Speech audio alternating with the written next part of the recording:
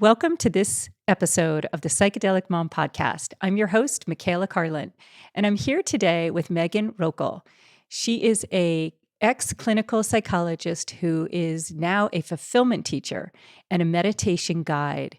She has significant training and experience in clinical psychology, having worked in academia, community mental health, crisis intervention, group and private practice, and integrative health. Meg also has significant training and practice in energy, psychology, embodiment meditation, and in the practical realization of our true nature as oneness, source or God or goddess, which she insists is no big deal. Meg is passionate about coaching people to awaken, heal, and find their unique fulfillment. She does one-on-one and group coaching, as well as supervision for other coaches and therapists. Meg, I'm so happy to have you here today. I'm so happy to be here, Michaela. Thank you for having me. Yeah. So I invited you on for people out there who are on this awakening journey, whether they're using a tool like psychedelics or meditation. There's so many layers to that process. So sometimes people have a big psychedelic experience. It might be a non-dual experience with a certain medicine, and they need support. Anything that's been brought up, whether it's not only the expansion and understanding that, but some of the childhood wounds and things like that. So I know you've worked in the non-dual space as well. So let's just talk about kind of three different types of modalities of therapy, since your kind of hand is in all of them and the differences. So could you talk first about what it was like to work as a clinical psychologist and the tools that you used versus kind of non-duality and fulfillment? So, in clinical psychology, there's so many beautiful tools there, and I learned a lot. But just sidebar, I'm working on this. Working on like a new definition of what fulfillment is, which we'll talk about. Hmm. And I'm working on an article I'm writing, I want to call it "You're Looking for Fulfillment." And I'm Hmm. writing it to all the practitioners, but all the receivers of in the fields of psychology, of medicine, including plant medicine and healing, Hmm. in meditation, in like biohacking and high functionality and wellness. I'm talking about what each of these fields offers, but also where it caps out. Right. And that it caps out, for instance, in the non-dual and spiritual space, that field, it caps out at offering awakening.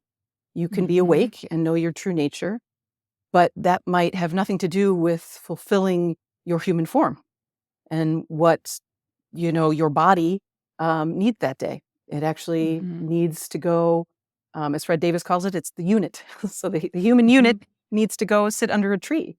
And if you're really, really open and awake into vast oneness, but you're missing that your legs and body could really use a sit with a tree, you actually don't have the full picture. Hmm. And so my definition of fulfillment includes awake to your non-dual nature, but it also completely includes the body and Hmm. listening to her, him, them fully. Hmm.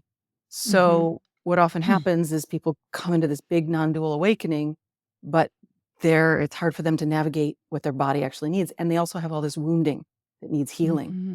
So in psychology, the psychology caps out at recovery. Hmm. They're interested in normal functioning, which is great. And they get there. They help, trauma recovery and anxiety treatment and treatment for depression and cognitive behavioral work and all these different modalities that help you recover from a shock, a wound, Hmm. just from your day at work. A lot of coping mechanisms, this kind of wording. And I was in those spaces for many years. And a lot of times, and then there's all the diagnosis thing. It's built on the medical model, right? Hmm. Who are we diagnosing? We're diagnosing a separate self, which if you're in a non-dual space, you actually know that isn't real. There isn't actually a separate self there that has anxiety. So I ran into a lot of trouble working with folks who were very identified as an anxious person. I had countless Hmm. people coming into my office who had seen a million other therapists and said, well, I've been told I'm going to be depressed the rest of my life. So I'm a depressive person. Or, I have trauma and I had a really tough Mhm. childhood, so I have all these trauma wounds. And they'd be on this sort of healing or recovery path forever because they were so identified. And so therapy, the world of therapy, is missing the truth of non-duality, which then Mhm. gives you the perspective of awareness, of pure awareness, not from the perspective of a separate self who's conditioned to believe something about themselves. And from the position of awareness, you can actually heal. You can actually Mm. do more than just recover. You can heal the original wounding, which actually is stored in the body. It's not a mental health issue. It's a physical health issue, which is Mhm. physical. The physical is also, of course, energetic. And so you can use awareness to actually heal the body, which actually heals you. Um, yeah, Yeah, that's interesting too, because a lot of what some of the other non-dual teachers talk about too is how awakening is actually a physical process. it's a physical It's process. something that happens in the body. Yes. So before we jump off to more of the fulfillment dialogue, just you had mentioned a couple things about the separate self and there's no such thing. And so for someone who's listening that is like, what did she just say? Right. What does she mean? Yeah. Can you explain a little bit for someone who's curious about non-duality but hasn't really walked down that path, what self-realization and true realization is from that viewpoint? Sure. Sure. Um, so self-realization with like a capital S is the realization that there isn't a separate self in here operating this thing. Now, that's actually very obvious. It's something that's realized over time. Sometimes it can be a big awakening, but as you said, it actually needs to move through the body. So there's Mhm. multiple realizations um, and multiple openings. You could say it's like an opening process through the body. But the self-realization is this direct realization where you, as awareness, realize there's nobody here. There's no separate self here. There is somebody here, but it's oneness who's here. So what I mean to say by that it's obvious, it's like, you're not growing your hair, right? You're also not digesting your food. You're also not like thinking of all the calculations in the muscles and tissues to move my hand right now, right? But in our language and in our world, it's implied that there's an operator. We have nouns and verbs, right? So it's Mm. I'm moving my hand. Every single phrase implies a separate self operating this thing. But if you check your direct experience, you know you didn't do it. You didn't sort of stop and and go logically and linearly through all of how you were going to move your muscles, Mhm. nor how you're going to grow your hair. So in psychology, they used to call it the homunculus theory, and they still operate from the homunculus theory. The homunculus is this sort of like imagined little person that's somewhere in the center of your brain, which is kind of what the neuroscientists imply, that there's somebody in there somewhere in the brain. There's the seat of the soul, as they call it, or the prefrontal Mhm. cortex, and they try to Mhm. find where in the brain is this thing. It's hilarious. It's it's And hilarious. so someone who's sitting there and thinking like, because a lot of the non-dualists will say, just look for yourself. You're not there. Find it, and they Sure. might say, well, the thought I'm thinking about myself and I'm thinking about I'm a mother, I am this, I am that. So isn't that me? What would you say to that? Yeah. Well, let's just look. I'm a mother, I'm this and that. What actually is that in this moment? Is it anything other than a thought? No, it's a thought of identity. It's a thought of identity. Yes. Mhm. Yes. Could you point to it? I mean, okay, I'm going to be devil's advocate here. Totally. Okay, so I'm going to point to myself, Yep. like Point to that, the body. Yes. the body. So there's the body. Yes. Mhm. Yes. And who's operating the body? Where point to the one operating it. To operate it to be mom. Mm. That's perfect. That I think that's really perfect because someone can sit there and go through that process and be like, "Wait a second. Well, I'm going to say I'm going to get up right now and go get water." Yep. Sure. Okay. Where'd the thought come from to go get water? Did you go to the shopping mall of thoughts to think Mhm. about water? Where was the point that you chose Mhm. the thought? Mhm. Like, Mhm. where in the stream of life of you sitting or you going to getting water, where's the point at which the operator came in? I'm going to suggest there's just this stream. Mm-hmm. And so this stream, would you call it awareness, consciousness? What would you call this stream of arisings of Yeah. conditions? What would you call it? Yes. So I like the word God or goddess Mm-hmm. or source. Mm-hmm. And I also like the word awareness.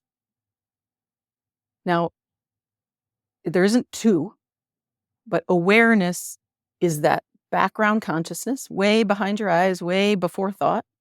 It's always, always, always been there and will always be there before you were born on this planet. After you die, you are that immortal awareness. And that immortal awareness is sort of like one, it's the oneness. Mm-hmm. And inside of it, in and amongst it, Mm-hmm. is everything, is all is pure silence, but Mm-hmm. also love, also the desire to have some chocolate, also wanting to hug your loved one, also wanting that exact dress in that exact color with those exact flowers on it. Mm-hmm.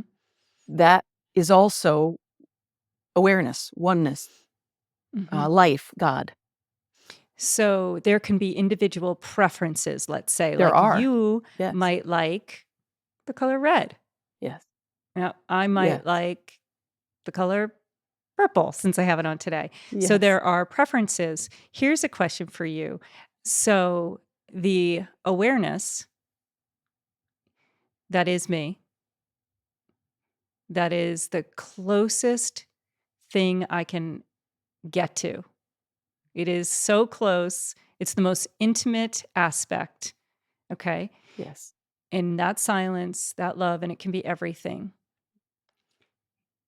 Is that the same awareness that is you? 100%. Yeah. So Same that's one here, where same one the there. Yeah. so that's where the non-dual comes from, meaning not two. Yes. And everything that arises, including the snow, it's snowing here today, and everything in this room, sound, music, my body sensations, my preferences, all is arising from this awareness. Yes. Yes. Yes. Yes. Okay. Yes. So, what you were just saying before is, let's say I came to you and I said, I'm suffering from a trauma that I experienced a long time ago, and I'm feeling lots of anxiety. How does that fit into this conversation? Great. So, um, all of that's real. Mm-hmm. Trauma, anxiety, past experiences, that's all in reality. It's the story about it that causes all the trouble, Mm-hmm. which is not to say we don't need to do some physical healing, but this the story about the trauma, or I'm somebody with anxiety, or these identifications cause trouble. So if somebody comes to me and they do, this is what I do. They say, I have anxiety from a past trauma. I'm going to go right in there and find out exactly what they mean by anxiety, because Mm-hmm. anxiety is actually not it's like, it's this sort of abstract concept. What we're looking for are those specific fears that the person has. So fears like, I'm not safe. Mm-hmm. Fears like, I don't belong. Mm-hmm. Fears like, I'm a worthless human being. Mm-hmm. Fears like, I can't do anything on my own because I'm incapable or I'm a failure. And these fears, these belief systems, were caught like a virus. Like they were caught Mm-hmm. when we were young by parents who might have meant well, might have not even been conscious that they were implying Mm-hmm. these things when they were extra strict and implied that you should have known a rule of the house. Then you're 4 years old and you had no idea you weren't supposed to Mm-hmm. stack the dishes that way, right? But a 4-year-old can only hear that as there's something wrong with me. I'm doing something wrong. And so that exists like a trauma in the body. But what do we mean by trauma? We mean an impact in this being. It's not Mm-hmm. separate being, but it is a unique being, and has an energetic field, and it has chemistry, and it has tissues, and and when a belief that isn't true, which all beliefs aren't true, but something untrue comes into the system, like you're doing it wrong, there's something wrong Mm-hmm. with you, that impacts you. It literally is like a knife to the heart. Mm-hmm. and you can feel it. So when somebody's talking about their anxiety, we're going to do basically Byron Katie's work, which is to inquire and question the thoughts, to lift the thoughts. So it's a process of waking up from your mind and then healing the body. So if we can see, oh, that thought isn't actually true, or at least I'm willing to consider it's not true, that I'm worthless. And then where is that in the body? So what are we doing in that? We're taking awareness, that background awareness we were talking about, that can see everything from not necessarily neutral, it's actually quite loving, but from a background place. It isn't identified with the conditioning. We're taking that and we're looking at the conditioning. And then we see the conditioning says, I'm worthless. Okay, we see that. Now, what else has been conditioned? The body. Where did it impact? So when mom said, what are you doing? It hit me. And it might have hit you in a few different places. You might feel like a gut punch, right? Right in your solar plexus. And so in our calls, I'll have people just use their own awareness. Where is that on the body? Where do we feel it? And we just take that awareness and we go right into that gut punch. And then, as you and I were talking about before, in awareness, in God, in source, of course, everything is there. And so let's say you were 4 years old and your mother's words kind of gut punched you. What did you need then? All of the medicine you could ever need is in God.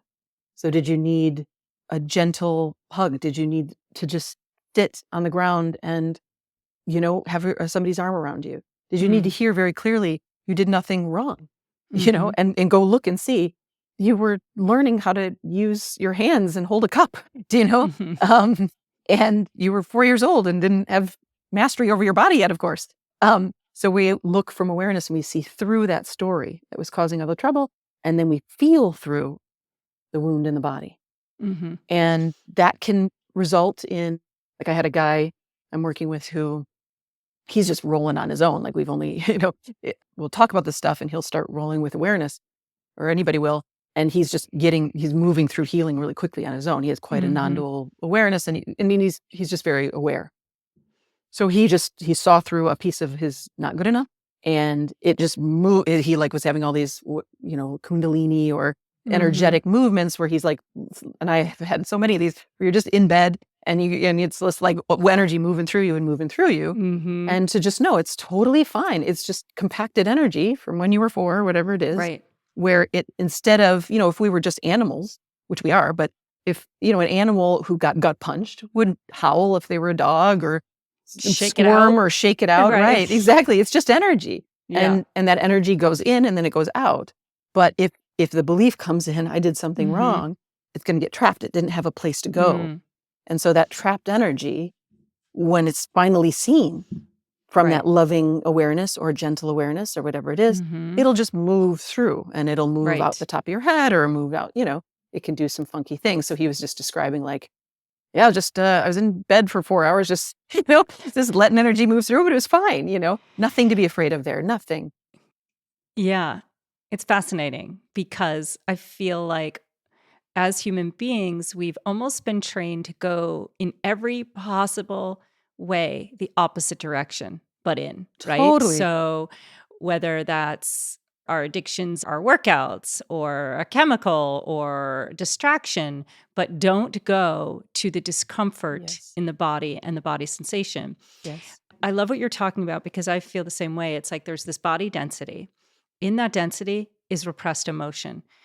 In that density also is the energy in the body that's trapped, and then maybe patterns of behavior that came out of that, and the core belief that came out of that.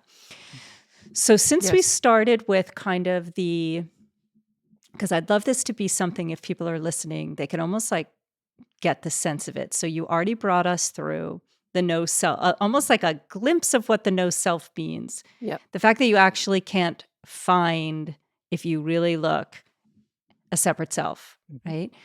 So if you were bringing someone to the place of using your awareness to go into the body, how would you just slow it down a little bit and direct somebody to that, to the awareness that can be used as a flashlight to the spot in the body? Yep. Great. Yep. when I'm working with folks, we go into awareness a lot. We're doing that all the time. We're doing that to look at the thoughts. We're doing that to just awareness, aware of itself. I do that in my meditations. I teach a meditation. It's all free. We do like a community meditation once a month. We call it Simple Being. And we do a deep dive into the body and then out into oneness. And, but we start by just grounding in awareness, grounding in awareness, grounding in awareness. So you're just aware of awareness. Very, very, very simple. Aware of awareness, aware of all the qualities of awareness, vastness, softness. How do you walk somebody there? Okay, we can do it right now. Yeah. So here you are looking at me. Here I am looking at you. There's maybe some thoughts running. There's all these sensations. There's something that witnesses all of it. And it is all the way in the background, and it's been there your whole life. And it doesn't have a name, but it is what's looking. As St. Francis said, what's looking is what you're looking for. Right? We look past it. We look past it. It's so close. It's who you are. So it's like the ground you've been walking on. We don't notice, but it's so close. It's closer than close. It is you, right? It's closer than the nose on your face. It was before the nose on your face. And it's quiet, so people know if they're looking for it right now, it's not your thoughts. Well, Nope. it is your thoughts too. They're arising in it, but the awareness is the still. Yes. It's still, it includes everything, but because we miss the background, so it's sort of like we miss the screen on the movie, as Rupert Spira says, or we miss the sky for all the weather, right? But the sky, the weather, you could say, comes out of the sky. And the sky is never, ever, ever, ever harmed by the weather.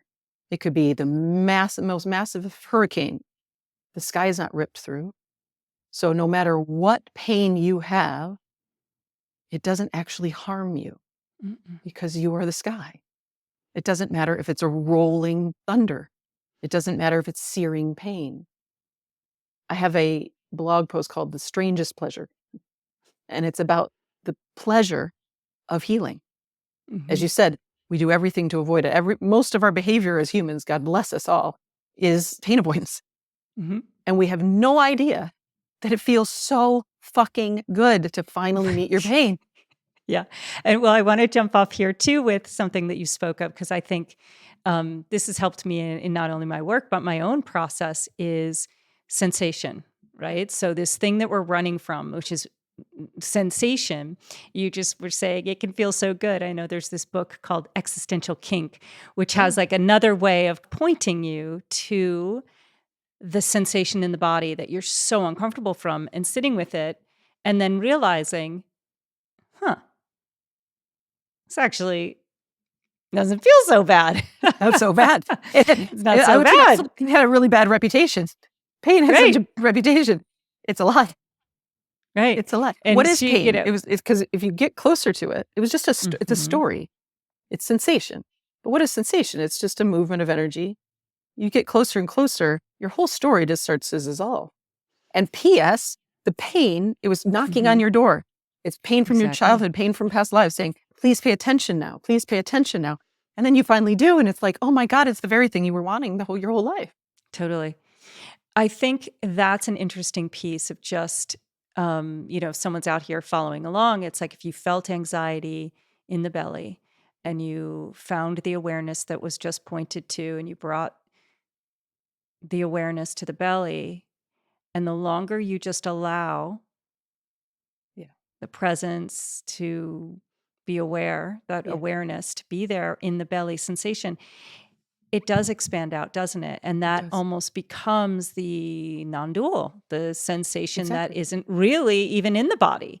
Exactly. Separate from the body. Yeah. Yes, exactly. It isn't, you start to feel the much bigger container that you're in, endless container that you're in, which isn't really a container, but it is contained, meaning it's safe. One of the many qualities that I've really been exploring lately, I had my beautiful stepfather die in the fall suddenly, and he was such a such a dear man to me. Aww. Aww. I just love to think about him. Let's just pause on him. What was his name? His name was Cecil Daniels. Oh, My beloved stepfather. And he was Oh. like 6'4". He You're was so lucky to have a gift of somebody who brings you tears in life. so many. Oh my goodness. Don't get me started. I'll just be crying here. So many beautiful people in my life. But he Aw. was very like strong masculine. 6'4", was a football player in college, was a sales guy for robotics in Detroit. So he was just this beloved guy. Everybody, at his funeral, it was just, everybody said Cecil was their best friend. He Aw. just had a tribe of guys. And when he died, I knew he was probably going to die. He was in this like sort of Hail Mary surgery. And I was just tuning into his energy. I could feel he has like that strong masculine, like penetrative, I call it the pillar of strength. And it's in God. It's just this pillar, like God is immovable. It is like a mountain. He was a mountain of a man. And so I could just feel his energy, and he was passing, and I could see, oh, Cecil's just a reflection of that in God, as we all are. And I hadn't utilized the strength, that pillar of strength feeling of God. I hadn't used the masculine for healing with God. And I was like, oh my God, I don't lose him. First of all, his energy I can tune into anytime. And I talk to him on the regular, but more than that, I don't lose that masculine pillar of strength. In fact, I feel like I'm more in touch with it than ever because I discovered it through him. He was just a reflection. He was a gem reflecting the light of that particular quality of God. And in fact, I've been using that pillar of strength feeling for a lot of the women and men too, but primarily the women who haven't felt that masculine strength holding them for whatever reason. And so we go to God, and in the same way we would bring God awareness, right? In the same way we would bring a love and gentleness, we would also bring the strong, like, I got you, kid.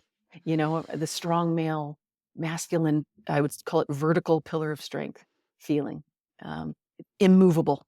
I think you're right. For a lot of women, tapping into that kind of immovable force that feels like such incredible power. Yes. Really It's helpful in power. the process. It's power. Totally. It's power. Exactly. It's power. Exactly. And it's power that is meant to serve the feminine.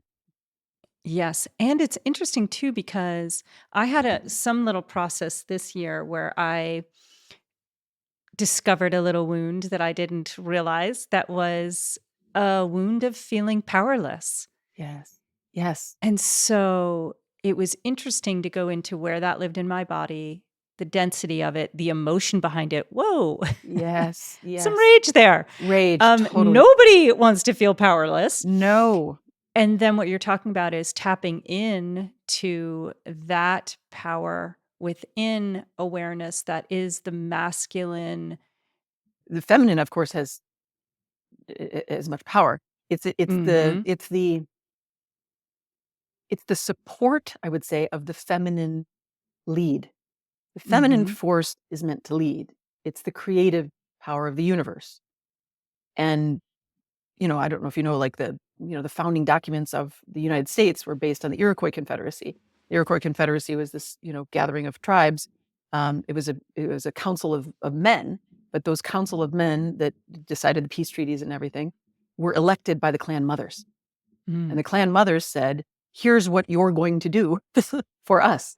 Because the clan mothers... I did not know that. Could you say that again? Yes. Could we get this out there a little bit more? Exactly. The fact that we don't know this, in our education, my goodness. Yeah, so the Declaration of Independence, our founding documents, for the foundation of the United States of America, were in large part based on the documents created by the Iroquois Confederacy. It was a northeast, like into the Midwest, confederacy of, I don't remember how many tribes, something like 6 to 10, maybe more, that created peace treaties and made decisions together, and were completely peaceable. And they would gather just like any government council, and so these men were representatives, like our government is supposed to be now, and except completely backward. They don't represent us at all. They only represent themselves. So the representatives were elected by the clan mothers. So as a like the right order of things is a representative to speak on behalf of the clan, The right? feminine. The feminine sees, because we have much more of a 360 view, what's good for the whole. Mm-hmm. And that, of course, is what should lead. Mm-hmm. And then the male, and you think of like the symbols for masculine, it's just this arrow. It's much more sort of linear and singularly focused. Not that men, of course, aren't capable, they have the feminine inside of them, of course. We're not necessarily talking about the male and female genders at all. But we're talking about these sort of principles and these movements. And generally, the female leads and has much more awareness of what's good for the whole. And then the men serve that. And I think we've had that completely backward. We've had men leading and women looking to them, and they are lost, and women are lost. And we both feel powerless. Men feel powerless in that they're in the wrong position, and they don't know their purpose. But when they find something greater than themselves to serve, and maybe especially when it's the feminine, they line right up. They just are so relieved. Oh my God, a woman who knows what she wants. And many men are attracted to women who know what they want, but they aren't leading from their heart. They're not leading, Yeah. Right. Yeah. The female tends to know much more. So we were talking a little bit about the non-dual, the barriers of just psychotherapy. There are barriers of non-dual. How do you bring that into this work that we were just talking about? Great. So exactly. I was talking before about how like psychology is capped at recovery. And then we have like medicine and healing capped at healing. And again, beautiful to bring somebody to recovery, beautiful to bring somebody to healing. But then what? I've watched a lot of people just stay in a healing space and they're just healing.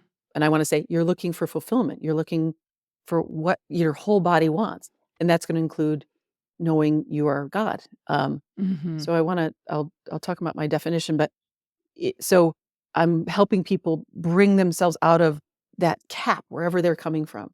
I work with some folks who I call it like the high functionality or wellness space, right? Where it's like, I take my ice baths and I do my stretching and I do my breath work. Vitamin and C shots. Vitamin C shots cold and plunges. aging and collagen and you know what I mean? And they are extremely high functioning beings, Right. but they don't know anything about what they really want. You know what I mean? They're going on their second ultra marathon in the last 6 months, but they don't actually want to do it, and they really would like to have a cuddle on the couch and watch movies, and if they're not good enough inside of them, it's different things. Which is not to say if you're an ultra runner, that can be really really fulfilling, but it's just the question is whether it's actually true in your body. And there is, if you get caught, it's like, well, this is good for me because it heals me, but if it's not actually true. And this is why I like to say there's no middlemen or women, whether it's a doctor, whether it's a shaman, whether it's a guru, whatever. All they are like, they just point stuff out. And so a doctor can say, here's what I noticed. And then I used to work in integrative health with a bunch of functional medicine doctors. And I mean, it was all doctors, whether it's a homeopath or chiropractor or whatever. But I would drive the nutritionists crazy because they would say, well, this person needs to do this for their healing with their gut. And it would be like, they don't like that food. And they would be eating this food. They would be eating it from stress, right? So if you're eating something from stress, well, I should have salmon every night because of my omega-3s, and it's too fatty to eat pork or what, And so they're eating salmon, and they can't digest anything if they're in a contracted state. If it's not actually true for their body, and they had no idea what was good for their body. So I would say to them, listen, sure, take the nutritionist's advice. Read what the protocol is. Does it sound good to you? Listen to your own body. Take awareness. Come into your belly. Come into your being. Feel whether this is something true for you. If it resonates, if it feels relaxing, if it rings a bell, okay. If it doesn't, it's not for you. So we're so trained to stay in our minds, Yes. in decision making. Yes. And I know you're an embodiment coach, and coming back into the body, as you're just mentioning, is so important. Yes. What advice could you give if someone is feeling like, am I on the right track in life? Oh, I don't know what I want. How can I know if I am making the right decisions? A lot of people come to medicine work and they want clarity. Yeah. The medicine can give you clarity, but it's layers and layers of coming really to yourself, and some of this some of this healing. But how would you direct somebody? You just said, listen to your own body. Well, some people might be like, what does that even mean? Yeah, we do not have this practice down at all. Mm-mm. Most of us are not embodied in the slightest. We are running Mm-mm. programming, and we're running just the role. I should be this, and I should do this, and this is Mm-hmm. what I've been sold is Yep. happiness, is fulfillment, is whatever. I mean, the mind can grab anything and Mm-hmm. just go be in hot pursuit, and we've neglected our body completely, and we're just repeating the pattern we learned from childhood. If our Mm-hmm. parents did that, right? They just ran a program. They're going to put you in soccer practice, or they're going to whatever, and they don't actually know their child. They didn't actually let their child, like the parenting that's sane, whether and teaching is going to be child centered. It's going to Mm-hmm. be like getting to know this child and being a witness and a very attuned to the body's desires of that child. And every, avatar, every child is different. And you may have a dwarf, a hobbit, and an elf on your hands, which again, another story, but like they eat very differently. They want different Mm-hmm. things. They move in a space really differently. We all are unique. So if somebody comes in with an agenda, that's going to cause pain in the body. That's going to cause some wounding. And we all, of course, have that. So we're just practicing, right? Mm-hmm. We're just aware of the program instead of utilizing awareness to actually be aware of our being, of our body. And so it's sort of a reparenting process. And so I help people, as I was saying, just ground in awareness a ton. And then the Mm-hmm. first layer really is to look through the mental layer. So I always suggest Byron Katie's work. It's a very precise tool to just take one thought at a time, just the stressful ones, Mm-hmm. the ones that repeat. And She has 4 questions, 4 right? Is it questions. true? Can I absolutely know that it's true? And you're Mm-hmm. only answering yes or no on those questions because the mind is so slippery. So it'll go like, well, yes, but, or no, but, Mm-hmm. it's just yes or no. Can I absolutely 100% know that this is true? If you get to the second question and you ask it twice because it's so slippery, the That answer is ego no. is very tricky. Yes, exactly. Right. And I've sat with so many phone calls where it's like Mm-hmm. dead silence for minutes. And I'm like, what do you got? Come on, get up. And they're like, no, I can't know it's true. I'm the worst. I'm a failure. You're the worst person Right, on earth. Can you right. absolutely know this is true? No. Right. Yeah. Yeah. Uh-huh. So we're going to work with that mental layer. And then we got a little space. Once it's like, I can't absolutely know that it's true. Right. And then she's like, how do you feel when you believe that thought? And then the last question is really beautiful. Who would you be without that thought? Now, what I do in there is, okay, here we go. The space is out of the way. Now I can't absolutely know that it's true. Okay. Where is that stored in the body? Mm-hmm. Oh, it's right in my gut. And it was right when I was like 7 years old on that playground. I can see it. Or this was when I was 21 when this guy told me this thing. And I just believed it, And okay, great. So we can't absolutely know that it's true. Here we are in awareness. Here's that twist in your belly. What would feel really good to that grip in your belly? A big hug, or just like, almost like I want to get it doused in clean water. Mm-hmm. Great. Is awareness cleansing? Is it fresh? Is it fresh like spring rain? Yes, it is. Mm-hmm. Great. Let's take that spring rain, wash through your belly. Can you feel that? Yes. Let's do it again. Let's do it again. Let's really feel that. Let's really enjoy this. Let's really, there's a whole nother layer deeper in, more toward my kidney. Okay, great. Great. That's a different thing. That's this, like, there's some rage there. There's some, no problem. Rage is your protest. It's the animal saying, no, Right. yeah. And because it's there's so many trapped energies, including your boundaries, your no. Rage is an appropriate response for something that you never got to express, stuck, You got it. as you were just saying, in that space. Yeah. So then And you're it's using awareness to just feel, and you don't indulge the story, which is not to say you don't listen to her raging.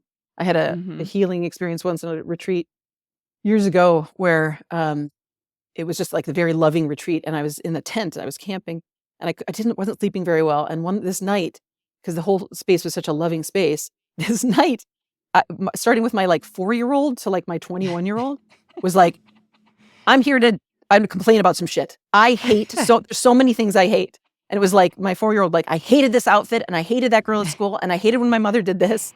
And it was just like, it was like allowing hate. Just, I fucking hated this and I hated that girl in school and I hated this and I hated that and I hated that. And she just ranted. She ranted from like 4, 5, 6, 7, 8. It was like my whole schooling years. And I was up all night, like, okay, I guess we're hearing these rants. Oh my gosh. It was fantastic. All this that wasn't witnessed, all this energy, all this expression, all this just bound up energy. And it just needs that beautiful witnessing, and it just does its thing. I don't mean to like oversimplify it, but I never want people to feel this is overcomplicated. Like, there's so many protocols and ways of healing, and I think most people are overcomplicating this thing. Yeah, I think so too. And what I've seen is similar to, because I actually am doing the exact same work. Great. I'm shocked at how quickly it can move. Totally. It's amazing. It's amazing. Yep. And then which is probably what you see as well, it's almost as if that part was stuck in the psyche, like in time. Yes. Just waiting. Yes. And that, as you just said, the knocking is like, hello, can you retrieve me and bring me to present day, please? Can you give me what I need? Can you reparent me and hold me and just provide me with like a new role in life instead of staying stuck here in this rage? And it's like, all of a sudden, it's like that part just kind of releases. And you're right. I don't mean to simplify it either, because sometimes the anxiety to even go in is the part itself. You got it. At times it's like, it's not the adult going in some ways. I look at it as like, it's the child's physiology that is afraid. Like, so if something was really scary, that's what you're actually bringing up. You're bringing up the 4-year-old or the 5-year-old's terror. And telling those parts like you're an adult and you can process that. It's almost like you're processing them for the old child part that couldn't. Yes. And you're showing that child she's safe. And P.S. she always was. Now, I like to talk about, like, she's safe in 2 different ways. She actually is safe physically, even if she was abused. So, and I've worked with people who've been raped multiple times. And so we're talking about, there's physical abuse. Yes, this is all very real. And you're actually okay, even physically. There's pain. There's steering pain. There's awful, right? There's awful disgust. There's all of that protest in the body, all of that. And you're safe. Now, how you also are ultimately safe is you're the witnessing awareness of it all, which is not to distance yourself in any way. Right. But to let that be that which holds the one in pain. Everything. Yeah. And to put your awareness there as awareness, where you, just like a parent with a child, right? If you have a child on your hands who's screaming that they're going to die because they have a boo-boo and they're bleeding out, they're in bad shape and they were really hurt. But as the parent, they're not going to die. They're safe. Right. But that 4-year-old, we had the 4-year-old, we didn't have a parent there, most likely, who showed us we were safe very explicitly. Both, they radiated it from their being, knowing they were safe, and, really verbalized it and showed us, that's we're still working on that. Okay. So what happens when that interior, like, oh, I'm not worthy, or I'm not good enough, right? What about when our wounding gets projected on others? And we go down a story of anger, resentment, and things like that. I just the other day was listening to kind of the Fetter approach. And I don't know what that is. I think it's rooted in Buddhism, and it's a way of, there's layers of deconditioning, right? It was an interview that Angela was having with somebody, Angelo DeLulo from Simply Always Awake. And it was fascinating because I, at the moment, was in my story and I had some anger showing up. And part of this approach was, can you, in 10 words, say what bothered you? Right. And he used the example of his neighbor doesn't bring the trash cans in after trash, and they sit out there, and he finds it very irritating. Yeah.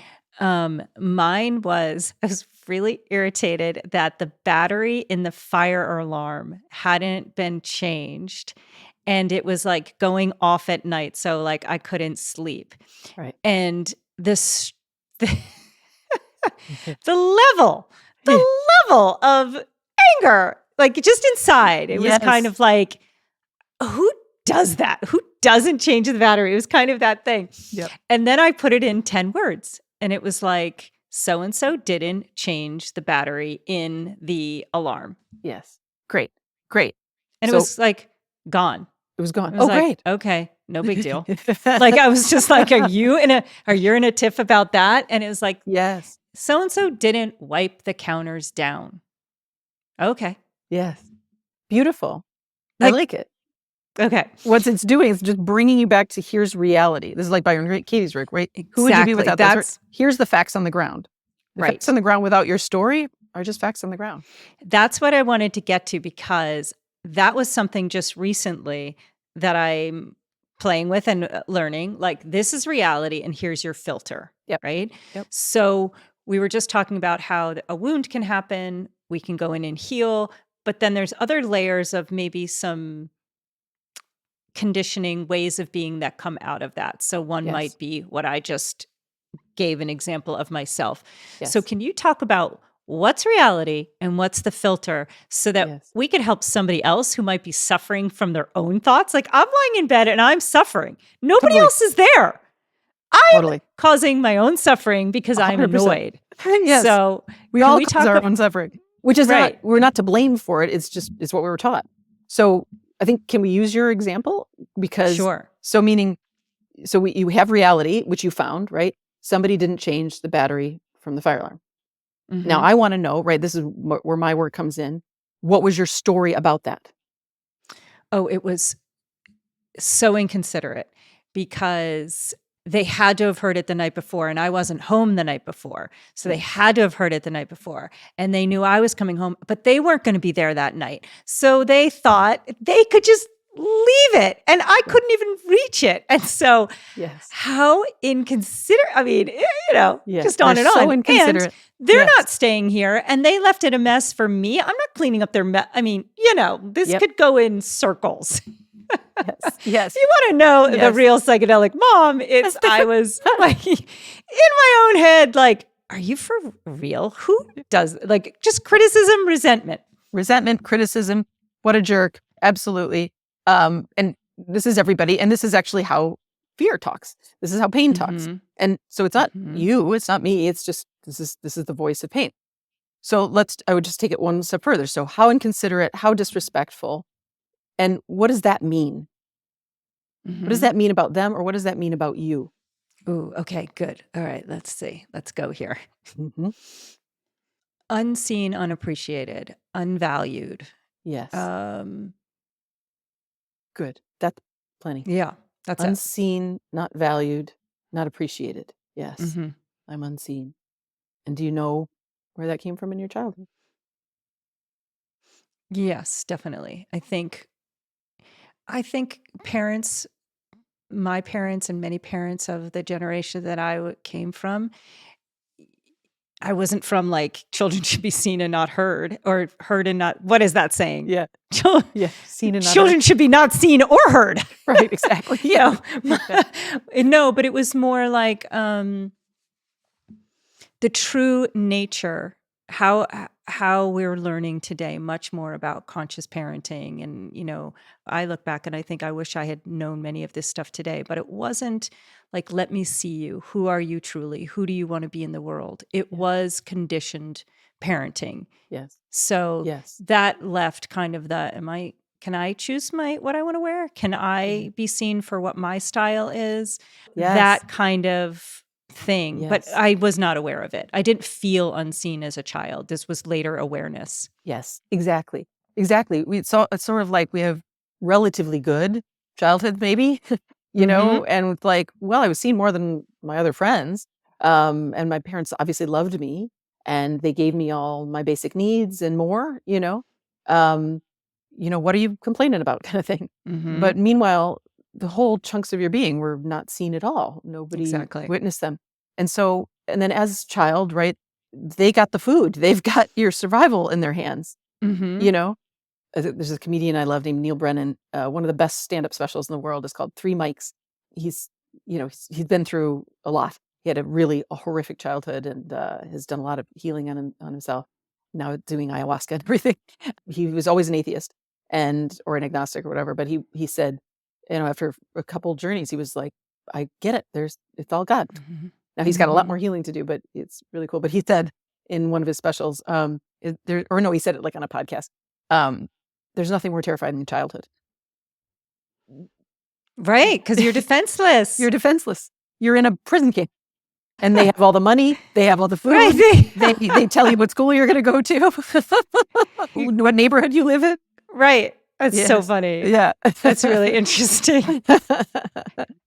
I mean, and of course, the hope would be not at all that it's just this lovely place that you live, that they honor you completely. But anyway, point being, you're a young kid, you haven't been seen.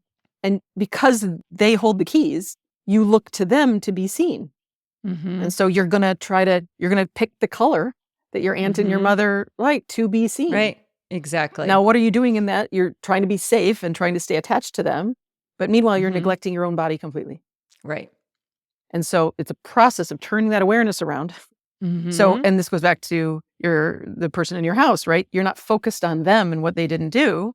Mm-hmm. You're just focused on you, right? And what's true in a moment, which might be you want to change those batteries. Exactly. It's so simple. Like over. Right? Yes. Right? It's so, I guess I got to wipe the counters down if I want to eat here. And I'll go change the battery. Yes. It's all the such budget's away. Where's the drama? Right. Because we were just talking about where's reality and where's the filter. So the filter came from the unseen wound. Yep. Exactly. Right? Yep. And so the unseen wound is playing out right now because there's a beeping going off. And it's basically, I'm unseen. I'm unseen. I'm unseen. You're not cared for. You're not cared for. Yes. Yes. And in all that noise, right, I always say, like, if you got that repeating thoughts, great. It's a big flashing sign saying something needs healing and it's actually ripe for healing. Right. Our triggers are fantastic. They're the portal to healing. It was so great to have that mechanism because I literally was like, listen, look at what's happening for you. Exactly. Do you want to sit here? It's a really nice light. Do you want to sit here and ruin your night? And then I was like, the battery wasn't changed in the fire alarm. I mean, what in the world? You're gonna Yes.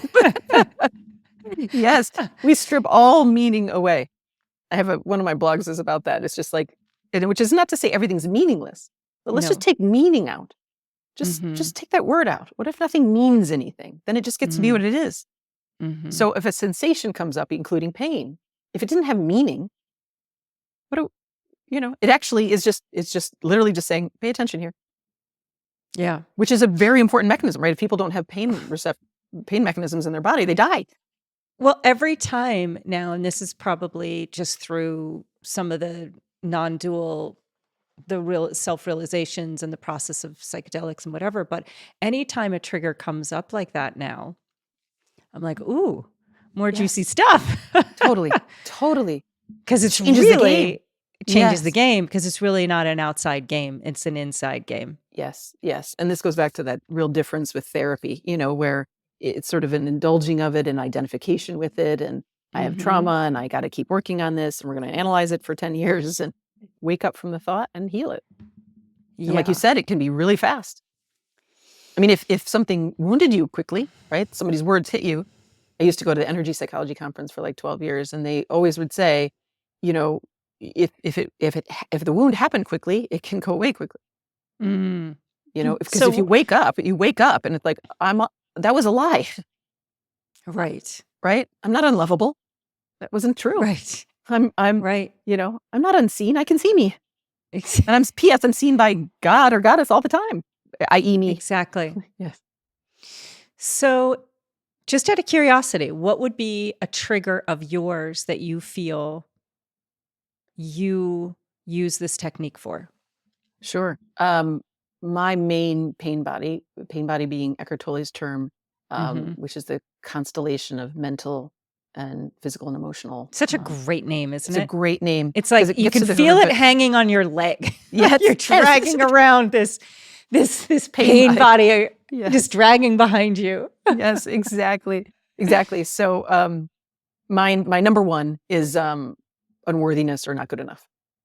So Pretty common. Pretty common, right? And I don't know. I think everybody's got them, most of them, right? So there's unlovable, and I don't belong, and I'm not safe, and I am more unworthy, and I'm a failure, and these are common. These are very common. Very common. Which was another indicator of like, this isn't an issue with you, that separate self. It's a collective, it's a isn't it? field. Yes, there's a field of, we want to say, field of fear, field of twisted and filtered energy that sort of blocks reality. It's like, in the Indian tradition, they call it the veils, the veils of over our consciousness. And then there's the dance of the seven veils, which is the dance to remove the veils from your chakras, to remove the veils from your seeing. And so it's these veils that are over us as a species, I would say. And so, and I think sometimes that's where psychedelics can be really useful for people where they might not have had the experience of the veil being moved. And then they might experience like psilocybin or MDMA or 5-MeO-DMT. And suddenly it's like all the veils are removed. But that doesn't mean they're not coming back on. And that's where this work is important. Like, especially like 5-MeO-DMT is one of the ones where all the veils drop. Right. But they come back pretty quickly. It's a, less than an hour experience. And they can suddenly come back. But it also is that experience of maybe touching for some people for the first time, non-dual, what that experience is like. Yeah, which can be great. And I know you do so much beautiful work to help them usher back in and integrate those experiences, because it can be quite a shock. What you're talking about is really interesting. This idea, and this, we probably don't, this is where the unknown and the mystery comes in, is light and dark polarity. What is the mechanism? I was thinking of this morning, like what is the mechanism of the thought mechanism that comes on, that's arising in the midst of awareness, in the midst of God, the unbound, the infinite, that are like negative thoughts? Like where did that happen and why? Boy, I'm really curious about this myself. I mean, we get real funky with this one, because I think we have these, we've been coded with some codes that are intentionally keep us from our total fulfillment as avatars. As a game? I think like there's a Earth God is playing like a game, waking up to itself, and there's all these barriers. Yes. I think Earth has been set up as a funny game, of sort of zero-sum game, and I have a blog about this called A New Story, and I learned that the word Leela, we used to people, and you think it means dance, like the great dance. It actually doesn't. It means game. Interesting. Yes, I have a dear friend named Leela, and she's like, and she studies the Hindu stuff. I don't really know, but she's like, no, it means game. That's a more original translation. And so I think we're in the middle of a game change on Earth, where we're waking up to who we really are. The feminine is rising, which is the right order of things. And we're seeing that all these limiting veils just were never true. And I do, it's a big question mark for me of like, how did those get there? Right, in the first place. In the first place, right? But we do know, like, what's that thing of like, there's like, it's like 98% of our DNA is junk DNA, which means, what does that mean? It just means untapped potential, I would say. Right. And so it's sort of like if we're radios, and we have 500 channels, somebody set up the radio so you could only get 5 channels. Right. Or something. So maybe God set it up as a game. Who knows? There's a lot of theories out there about it, is like ancient Earth history and how love humans, that stuff. love it. So, right. And Like, who people are believes that we are that we are the most advanced so far on this planet? Like, how right. is that possible? Have they Totally. seen the pyramids? Exactly. We can't build them now. So, and good Right. engineers agree. Right. There's no possible way to move a 500-ton, piece of granite, No. 500 miles in the middle of the desert. But anyway, with copper wire. Yeah. But so there's a lot of questions of like, well, how Yes. did this species, right? Because it's so artificial. I would Right. say our setup is so artificial. It's not Mhm. natural, right? Naturally, we're animals too, right? And there's not another species on planet Earth that sabotages itself, that believes it No. isn't good enough to eat the last nut that it wants. Just Right? no. I other don't know if a species wants lion itself. is walking around saying, I don't know if I'm worthy of I this, don't think I of deserve. eating today. Exactly. I definitely don't belong in this tribe. Not lovable enough to mate. Right. You know? Exactly. Yeah. Yeah. So So you have this New Earth project. yeah, sure, project. New Earth 2.0. Yeah. Everybody wins. Reimagining a New Earth. Reimagining a new Earth. I was inspired in part on that blog from Charles Eisenstein, who I know you I was know. just about to say that. Yeah. His beautiful book, The More Beautiful The World More Our Beautiful Hearts World Know Is Our- Possible. Yeah. Love It's it. beautiful. I mean, like you're saying, right? It's happening. Like It is happening. it's all around. It's this conversation. It's this conversation. Exactly. It's that you have this monthly meeting, Mhm. it's happening everywhere. Mhm. And my experience is the same, like friends and clients, like just popping like popcorn, like, and then like their dreams coming true. Yeah. Like once they heal something, it's just like, like I'm just so amazed and inspired by my clients who Mm. and my friends who are just moving through, and just by everybody who's doing so much amazing work and is really awake, Mm. and So how would you awakening. define this new definition of fulfillment? How would you Yes. define it? Okay, I wrote it down. Because honestly, isn't that what we're all looking for? Like, That's my point. we talk about You're actually looking for these- fulfillment.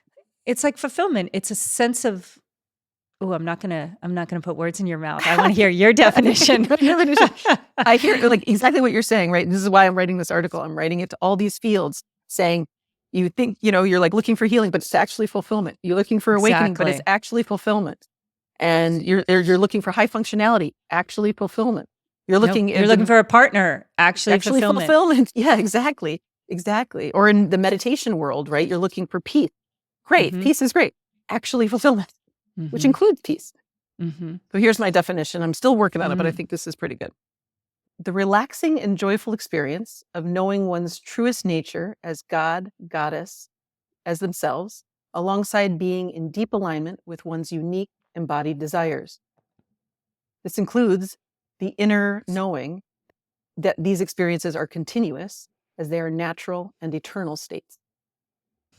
It's really it, really. When we think of fulfillment, it's really knowing our true nature. Knowing our true And nature. true nature is kind of, as you're pointing out, it's both. It's It's knowing both.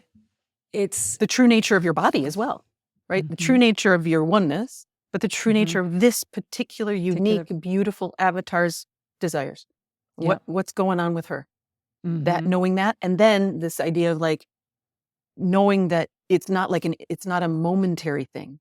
Mhm. Like we could go, well, there's an awakening, or I had a glimpse, and it's like Right. great, No. but it's right Mhm. here, right now. It didn't go away. Right here. Where would it go? Yes. No, can't go anywhere. Can't go anywhere. Exactly. And your body and what the body is asking for, and whether it's a hug on that pain or anything else, also right here all the time. Mhm. It's And always knows continuous. way before your mind knows Totally. what's right for you. You don't need the mind at all. The mind Yeah. is a good servant, terrible master. So all it can Mhm. do is just offer like a servant to a queen. Mhm. Hi, my love. Do you remember that you have this in the fridge? Mhm. And then and then awareness can look at the thoughts. Oh yeah, I have this in the fridge. It's amazing, right? It can record things from the past. Mhm. That's what it does, past and future. And it can present. Do you want the leftover pizza? Do you want a salad? Do you want some soup? And you can take awareness and actually use and listen to the body. But the mind is meant to serve the body. Yeah. The body does not serve the mind. It's totally No. backward. Mhm. Mhm.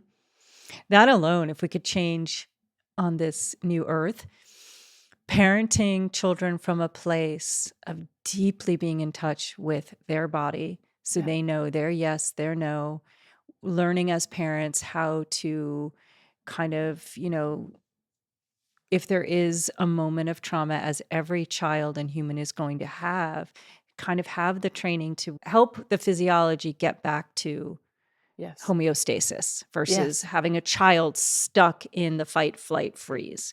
Yes. Yeah. Yeah, I love your definition of fulfillment. Great. Yeah, I'm going to do an beautiful. article and I'm going to do like a video series. Just Very cool. walking people through it. Yeah. So we're going to wrap up here, but I want to have you back, and maybe Great. we could peel back a little bit after this article, a Cool. little bit more about this fulfillment message. Sounds great. How's that sound? Perfect.